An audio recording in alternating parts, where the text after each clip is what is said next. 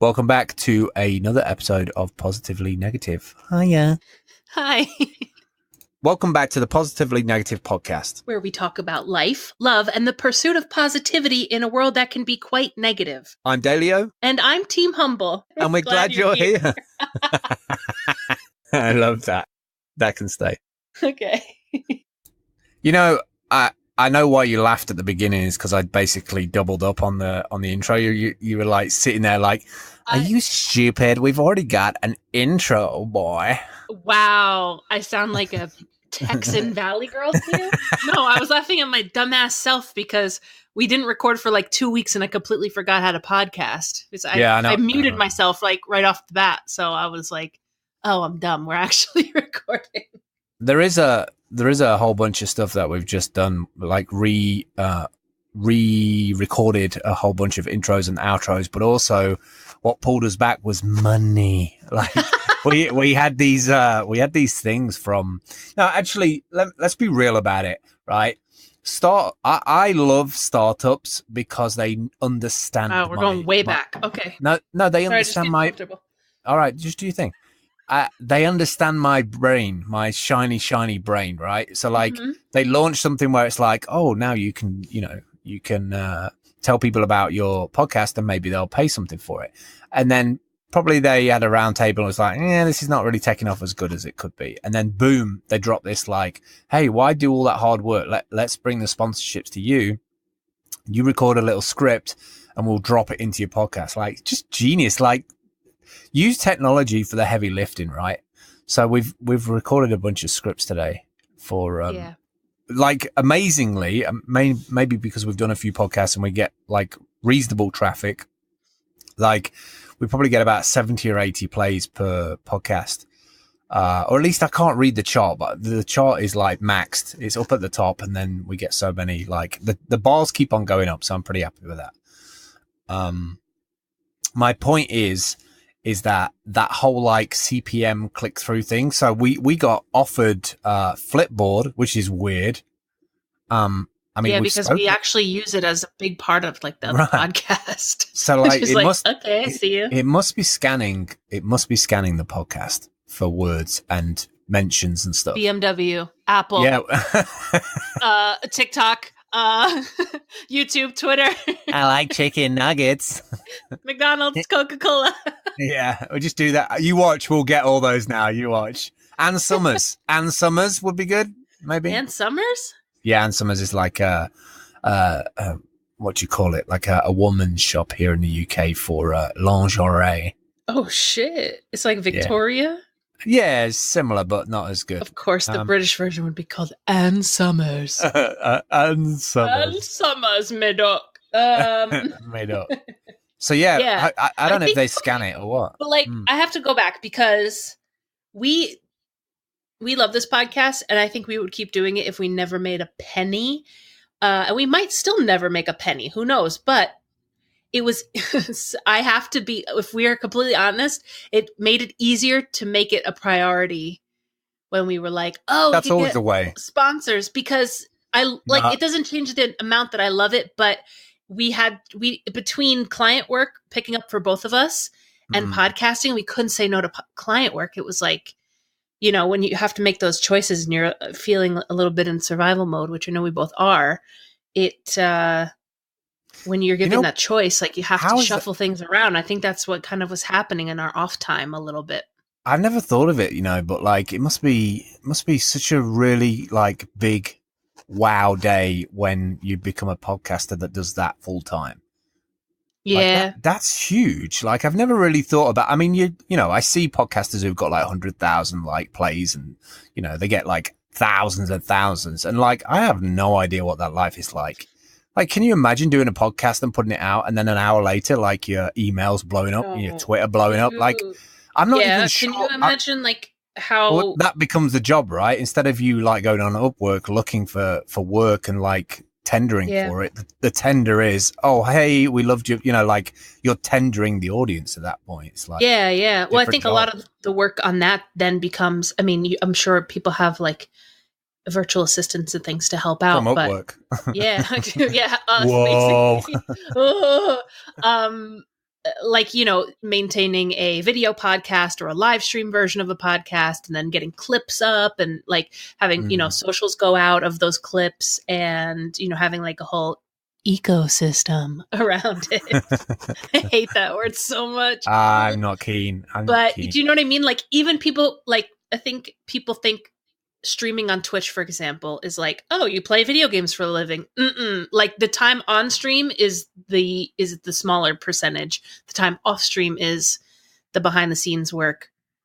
But I feel like if we get to that point, like we already do that for our clients, so there's always going to do it for ourselves.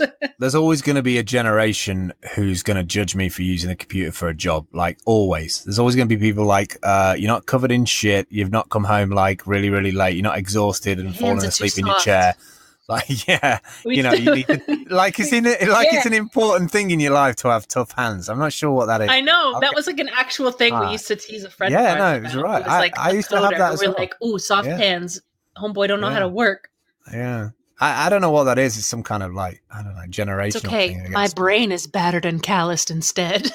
Yeah, I was going to say, like, with Twitch and streaming and stuff, like, it's your voice. It's like, there's a lot of, okay, so you're sitting down, you're not, like, necessarily working out or whatever, but, there's a lot of, like, mental people who are doing, like, help desk and technical support all day long or replying to, like, 200 or 300, 400 emails a day for customer support. Like, it's still work, still a job. Like, of course. There's gonna be people who use eBay who like do a manual job or manual labor job and then come home and then just like got to buy something off eBay. So like we're the guys at the other end, Yeah, and I think that Twitch, like live streaming video in particular, but also podcasting, is like it's a even more intense version of digital work because you're also kind of in like I'm being a personality mode, like not that you're not being authentic or you're not being yourself, but like you have to be like community facing. At least you can't just be like like I am, like hunched over at my machine with my hood up and headphones just like brrr, like that's a whole nother aspect to the mental exhaustion of it, and then you have all the tech stuff on top of that. So here's the thing. It's a lot of being extroverted for that many hours in a day. I'd like to be a live streamer purely so I can play games. It's not like games. I'll be honest, like I think we do need a shake up in that whole like arena, is that we need to move away from this idea that it's a community.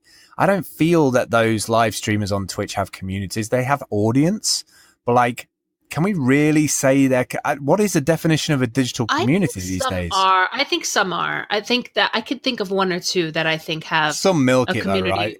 Some milk it for like the ego of it, for sure. But I think there's some streams that, and I don't think that you can say this of the large streamers, but the smaller ones, the people who are getting consistently like between 20 and 40 viewers, where they can still read the chat coming through, like they have their own set of memes, like they have their own inside jokes. And I think those are like the tenets of. You're thinking of Castlehead, right? I'm thinking of Castlehead. I'm thinking of Stardeki. Like they're about the same size, and they get like bigger ones like the Doc or Kitboga. I'm thinking of like that Ninja can't have a community. Give me a break. Yeah, I he's got an army of 9-year-olds. I don't know that. Yeah, I think an army's better. They have their own thing. I think army's better to call it rather than a community. I don't know. Maybe it's just got changed for me over the years, but a community, I feel like you have to do a lot more to make sure they're looked after. Like if you've got thousands of people in your community, at some point they're going to be like, what am I doing here with all these thousand other people? Like, and from a perspective of being a live streamer, like you really should take stock of that. Like you are not in control of it, but they're spending a lot of time with you as an audience member, like a lot of engagement, a lot of eyeball time, a lot of thought process time. They might have you on the background in the background, but like if you've got a subscription and stuff, because I've always wondered that from like these people who subscribe, do they have like 5 or 6 subscriptions, and how do they divvy up their time? And does another thing that I want to talk about as well is, does it get frustrating when you have like 5 or 6 subscriptions, because you must be practically listening to these people like all day? So like, do you ever get frustrated that you wish you were doing what they were doing, and therefore you're just buying into like a pass? You're buying a pass not to do it. And does that fulfill a frustration because of that? I've always been interested in that. Possibly for some people, but I think a lot of people, like I even know that a lot of people who are like diehards for a community. Another one that just came to mind was Jenna and Julian, which is really interesting because they have a pretty big community to the point where like PUBG gave them their own skins as like they got their own like loot crate. But I think they have a very strong community of people who. Well, that's 4 people playing it then. Yeah, right.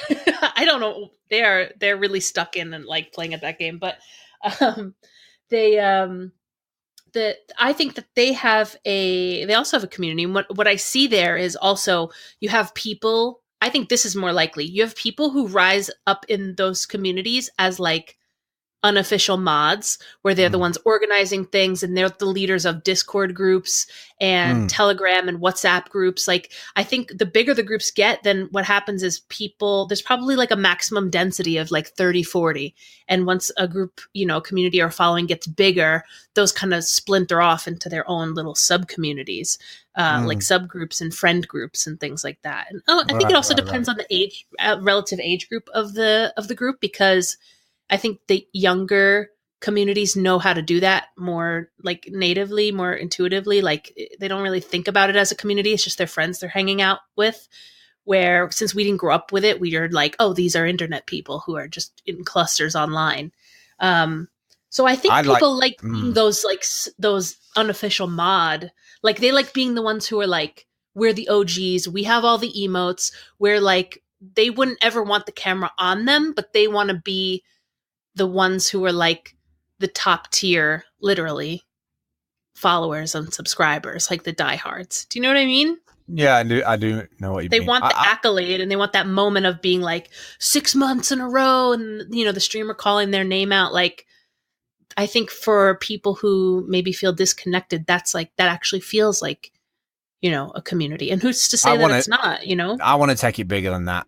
Like now we've got blockchains. I want to I want to build the biggest Aragon 1 worldwide team, right? This whole like smart Aragante's community.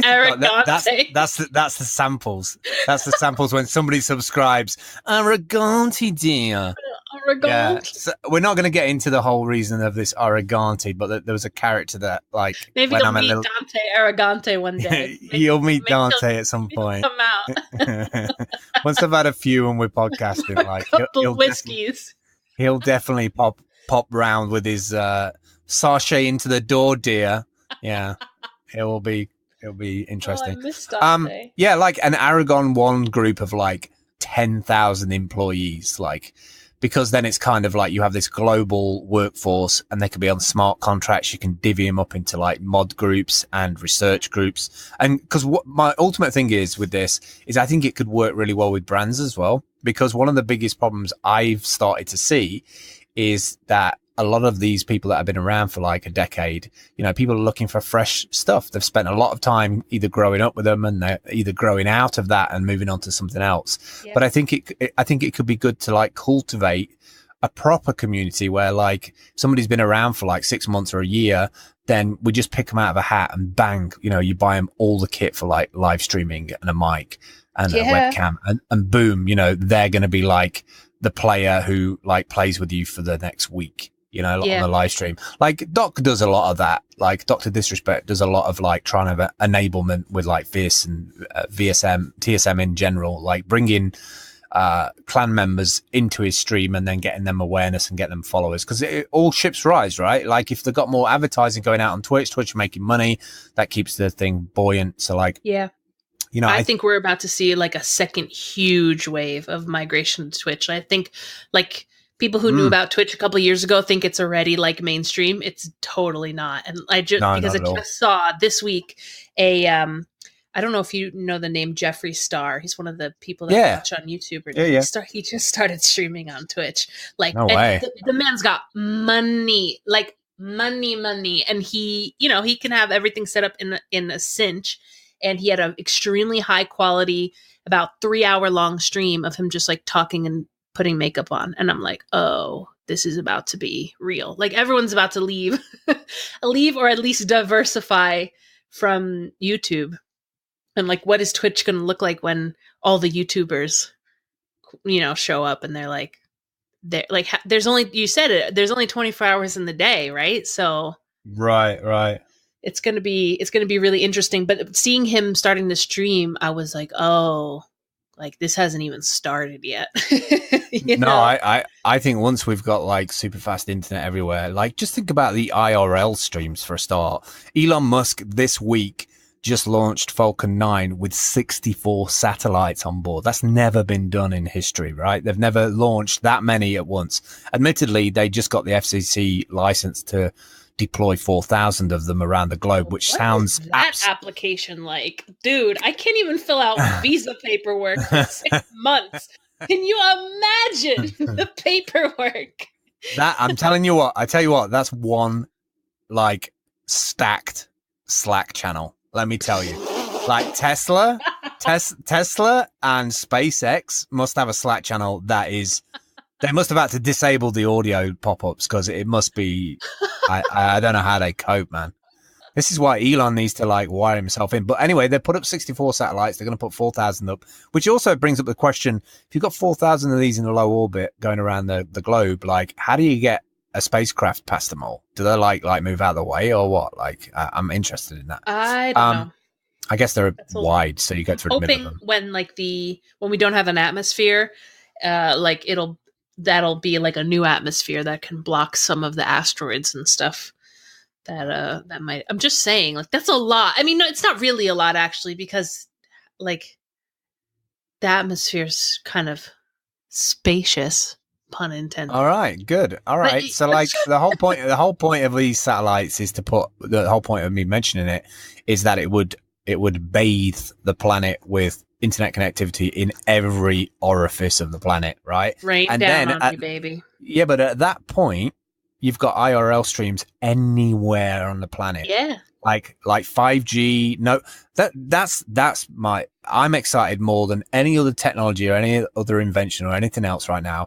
Imagining no lag globally. Like, it'll be one of those things that we look back in 10 years and we'll be like, you remember when the internet had lag? I know it'll feel like the jump from, maybe more of the jump from like the early AOL disk days. But you know what? I hope that is what enables us to start solving some of these real big freaking problems real fast, because I feel like that's our only shot. Like if we can start communicating and collaborating with like zero latency in real time all over the world for everybody, not just the 40% of the people who are online, like maybe we have a shot at turning this doomsday ship around. Yeah, just like dissemination of information, right, to everybody who needs it at the right time. I mean, like take Pakistan, right? You've got like people in the field there, Indian farmers in the field, like first time maybe 5-10 years ago, mobile phones could actually ring their local supplier and be like, do you want me to cut these crops or what? Are you going to buy them? Like they never had that before. They just went on a whim, hopefully that they would buy it.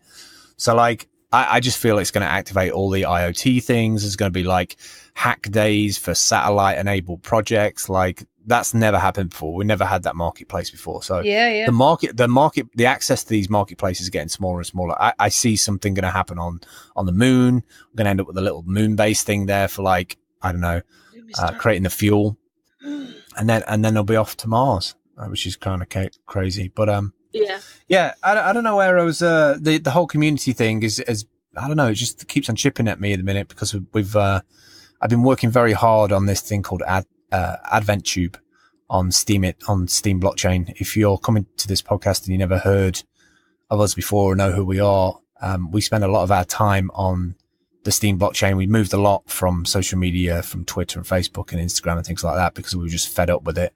And then friends suggested it to us a couple of years ago. And right now it's in a bit of a dip like every other crypto project on the planet because of the bear market. It's just been brutal this year, but it's still got a lot of brilliant products there and projects that are being spawned onto the Steam blockchain regardless of the price.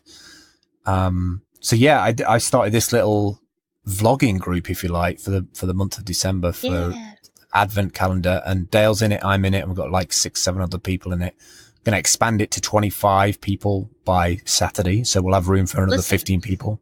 How are you going to edit that? once it's 25 people?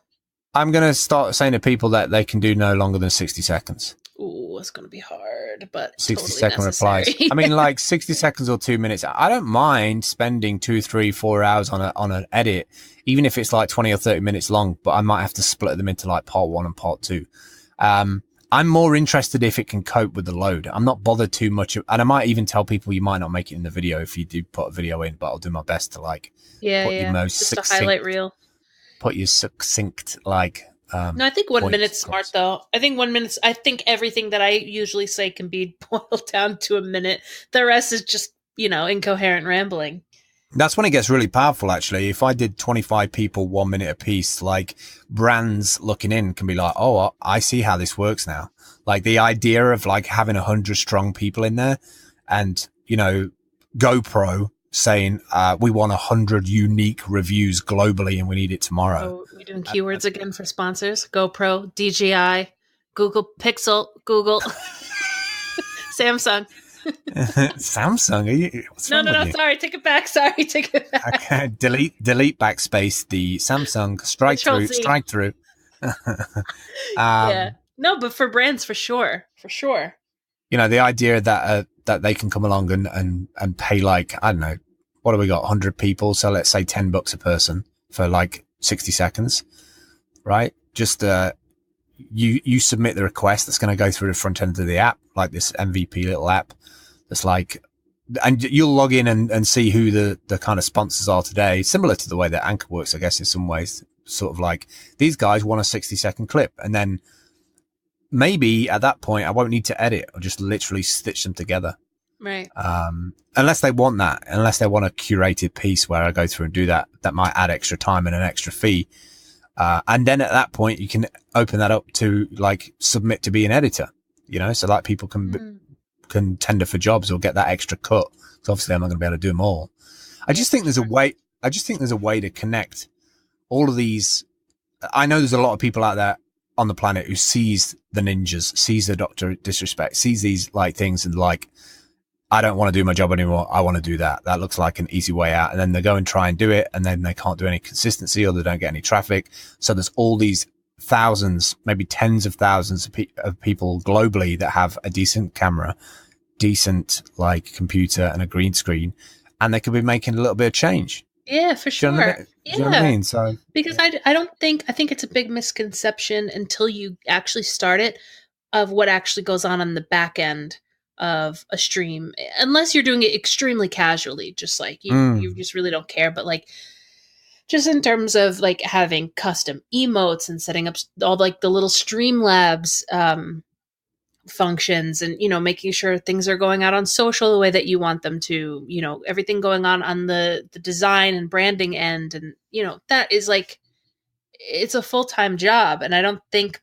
a lot of people are just like, I want to play Fortnite and want people to send me money for it. It's all well and good, but I don't think people really start donating until they feel like they're invested, and they don't feel invested until they feel that you've invested into the stream to make it like, an inviting place, a high quality, polished, feeling place. I think the best streams are the ones that you go into and it's like an environment shift. It literally feels like you're walking into somebody's home where they have things set up a certain way, and there's a pacing, and there's, I don't know, I notice graphics probably more than the average person, but even on a subconscious level, that all of that kind of adds up. And I think it's easier for people to invest in you once they sense that you've invested in being there. But that is like the 80% of the work. The actual being on stream is the 20%. I don't think people really realize that yet until they try it. No, there's a lot of work involved for sure. Yeah. Talking about a lot of work involved, tell me about your prep day today. Oh man, what week is this now? Like you're well into your like meal prep now. Well, I went back. I don't remember what I went back in my phone for, but I was looking through photos from earlier this summer, and I realized that my first meal prep was July 25th. So however many weeks that is now to December 5th. That's like a lot of weeks. Maybe 20 weeks, 18, 20 weeks, something like that. I haven't counted, but Yeah, I've gotten into a really good flow with it. I usually do, if you guys don't know like what my meal prep situation is, and I might just like blog this all out or do a little ebook, but I try to eat 400 calorie meals a day. Two of those are pre-prepared in like, boxes. So every week I make 16 portions of food for those two meals. But what I figured out is this like lovely little granola crumbly fruit bake thing that I can literally just chuck in a pan, throw it in the oven, and then slice it into squares. And that's like one meal sorted. And it's, dude, I've made it with blueberries so far and strawberries. And this week I'm trying blackberries for the first time. Like I just grab whatever fruit happens to be on sale. And I'm just like, I can get that thing in the oven in like 6 minutes. Grate like some ginger into the crust and a little vanilla extract. It's just like flax seeds, like killing it. So once I got that kind of done, like I've done that probably 4 weeks in a row. Then I really only have to focus on like one different meal a week, because coming up with 2 full complete recipes for each week and cooking them in one day is becoming a lot. Yeah. And like that's the grocery shopping, it was becoming a lot. So this week I just went super, super simple, and I'm making a caramelized onion, walnut, and ricotta like little flatbread pizzas. So I got these like whole wheat pita breads. And my mouth just watered. I was just like, dude, white pizza with caramelized onions is like, might be one of my favorite meals ever. And I'm on like a walnuts kick at the minute, and I wanted to add some extra calories. So I'm popping the walnuts on in there, and so that's all pretty much all done, except the onions are still caramelizing. Like that's a long game if you want to properly caramelize onions. So that I have a huge pot upstairs. It's not running at the minute, but I have a huge pot upstairs with a caramelized onion situation in progress. But now, since I have no dough, there's no like real baking time. Just like like, you know what I mean? Just toast it in the oven more than anything, and let everything melty together. So it should freeze quite nicely. So that's meal prep for today. I love meal prep day.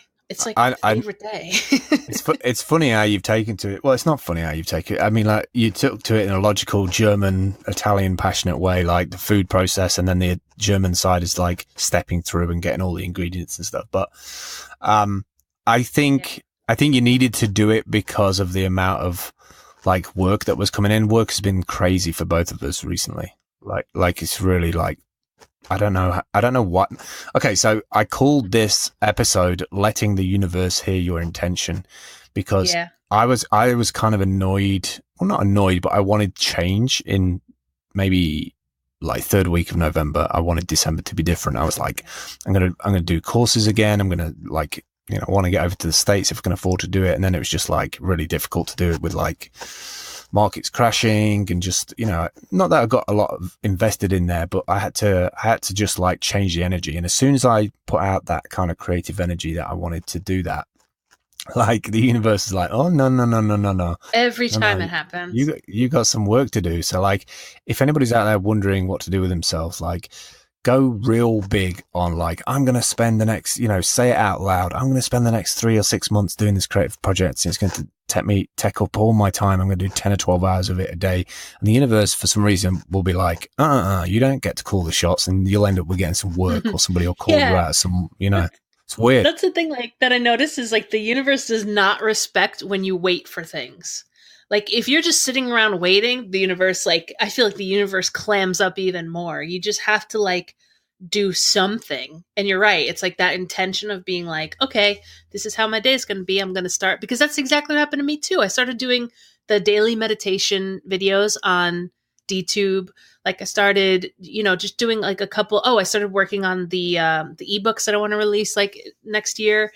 And then all of a sudden every client was like, hey, Dale, like, we need this. What's going on? This freaking, I had Slack, I had Telegram, I had Discord, like everything was just blowing up. And I get it too, because it's the pre-Christmas rush, and I'm fully expecting everyone to just be radio silent until like March after this. So yeah, for sure. Because of that, Well, like that's we what I are was going to talking be. about. Oh yes.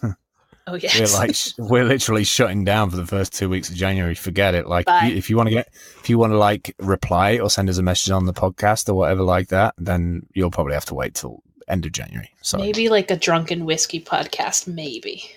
But maybe I think once we get one of those sponsors come through, like for $15 or something, we'll be like, record 10 podcasts a day. Fire up the microphones. We'll be ordering Shure SM7Bs. Like we'll be just like with one $10 sponsorship check. Yeah, that's us.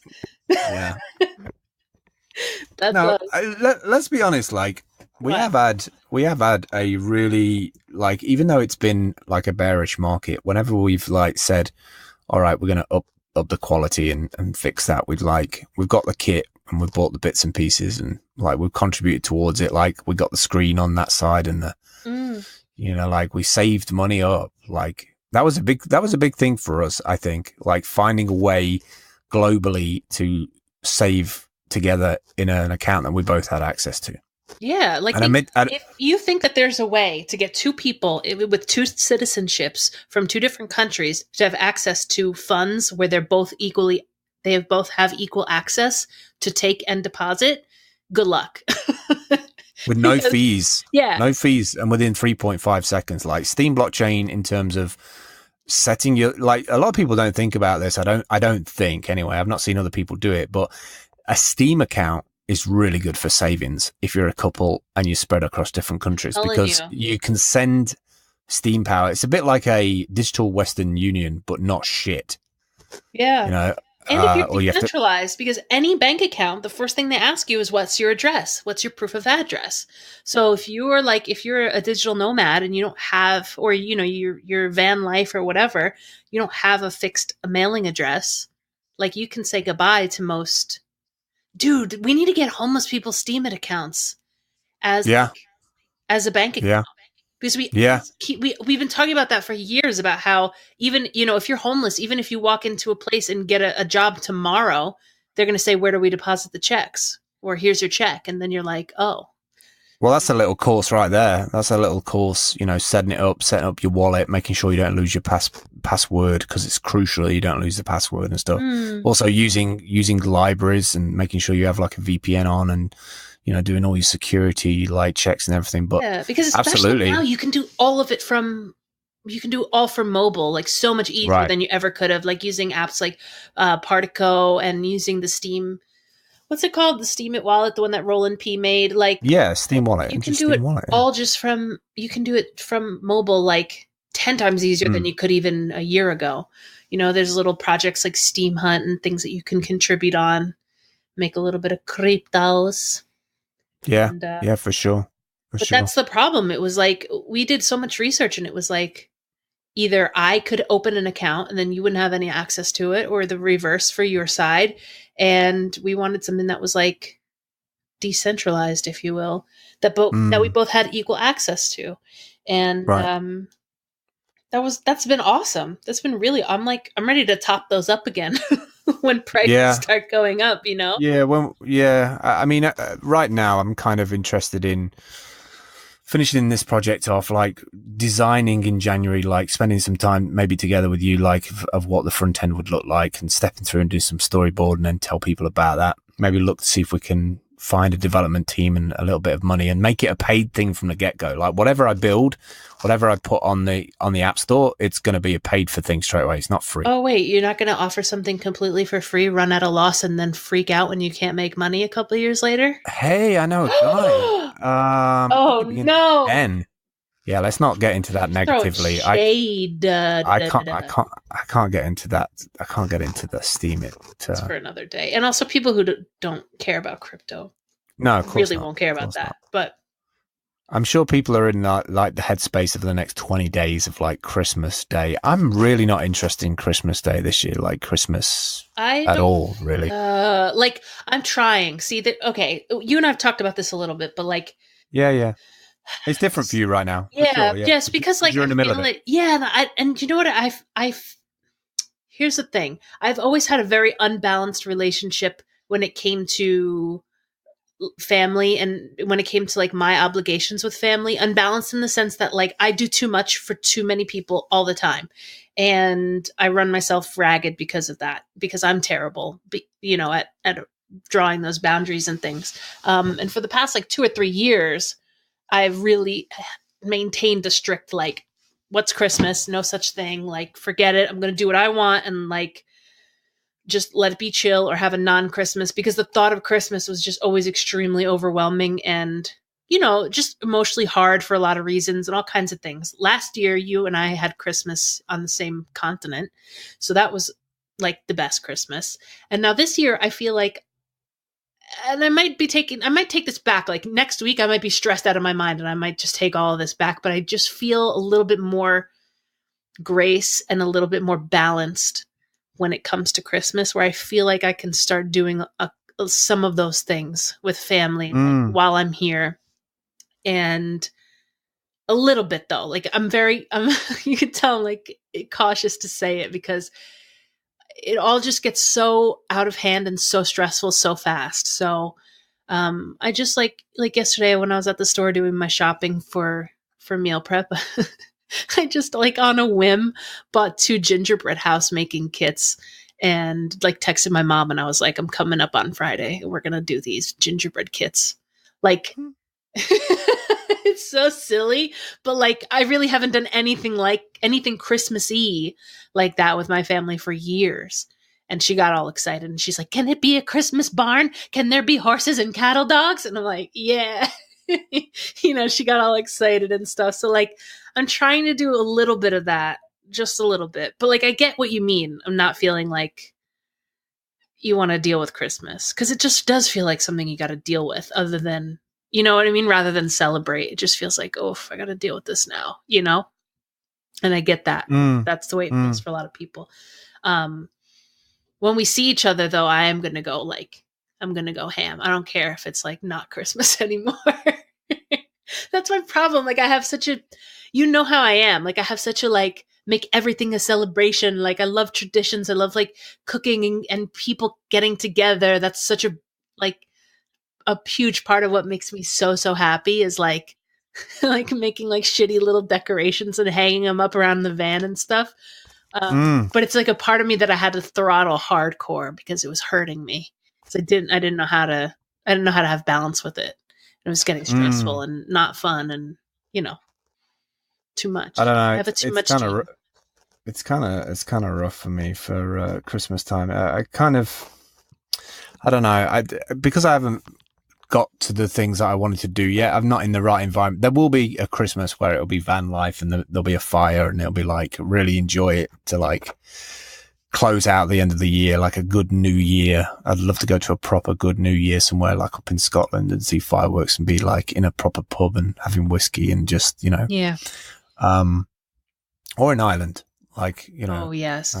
I had a by the way, I didn't add this to the other day, but like in my round table with my father, we discussed my Irish passport as well. So that's kind of cool to have like that back up. Yeah. Listen, so I'm gonna get. There's no country that I've ruled out at this point. Like, if we end up in Canada, if we end up in Portugal, if we end up in Bulgaria, like Ireland, not even end up, but even if we ping around, like, I'm down. I'm down for anything. Like, that's kind of cool. Right. But I get what you mean, like not feeling like you want to give yourself permission to celebrate or stop because you feel focused. Or you feel like you maybe feel frustrated that you're not at where you want to be at in the long tail and things like that. Like I feel that way a lot of times too. But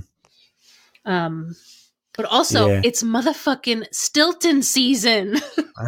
Oh my God. I can't believe you're still like on that. You mean Stilton? Did you have like, do you think the Stilton here is better than the one there then?